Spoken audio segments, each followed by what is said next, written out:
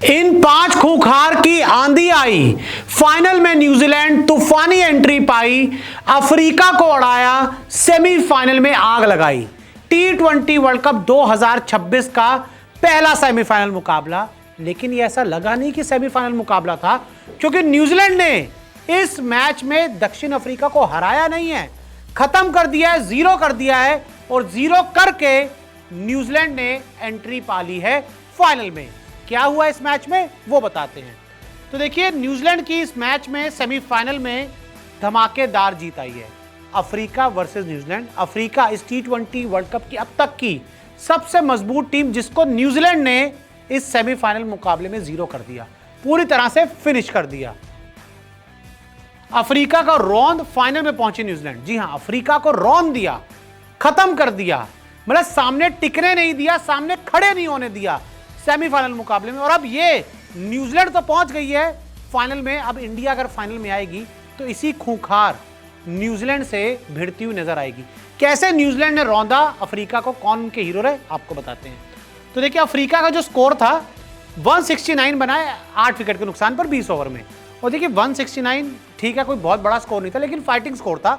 और ऐसा लग रहा था कि न्यूजीलैंड को ये रन बनाने में दिक्कत होगी, क्योंकि न्यूजीलैंड को जो टारगेट मिला था वो 20 ओवर में 170 का था। अफ्रीका की गेंदबाजी स्ट्रांग है और न्यूजीलैंड के बल्लेबाज भी थोड़ा स्ट्रगल करते हुए नजर आ रहे थे। लेकिन भाई, इस मैच में ऐसा कुछ नहीं हुआ। ये जो 170 का टारगेट था ना, मुझे तो ऐसा लगा कि न्यूजीलैंड को सिर्फ 70 रन का टारगेट मिला है, क्योंकि न्यूजीलैंड ने तूफान आ गया। जो न्यूजीलैंड के दोनों बल्लेबाज थे, ओपनर थे टिम साइफर्ट और फिन एलन, इनका तूफान आ गया भाई, एकदम तूफान।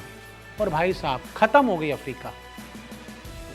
न्यूजीलैंड ने पहले 6 ओवर में 84 रन बना दिए, पहले 6 ओवर में 84 रन बना दिए, और पहले 9 ओवर में स्कोर को 110 के पार पहुंचा दिया न्यूजीलैंड ने। सोचिए भाई, आप 170 चेस करने जा रहे हो, 9 ओवर में आप 110 बना दो, तो आखिरी के 11 ओवर में 50-60 रन तो आपको बनाने थे, और वो बनाना न्यूजीलैंड के लिए कोई बहुत ज़्यादा मुश्किल था ही नहीं।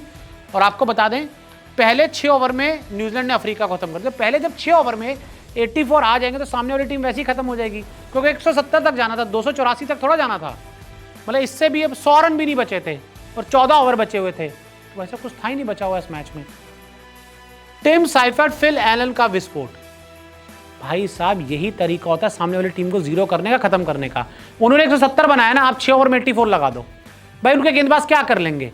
और अगर आपका कोलैप्स भी होता है तो क्या हो जाएगा ज़्यादा से ज़्यादा, कितना रन बचे थे उसके बाद, 80 रन ही तो बनाने थे, 80-85 रन तो बनाने थे। जब पहले 6 में 84 बना दिए, तो अगले 14 ओवर में 85 या 86 रन तो आसानी से बना लोगे ना। और वही काम करा फिर न्यूजीलैंड ने, शुरुआत धमाकेदार हुई, उसके बाद अपने स्कोर को आराम से बढ़ाया।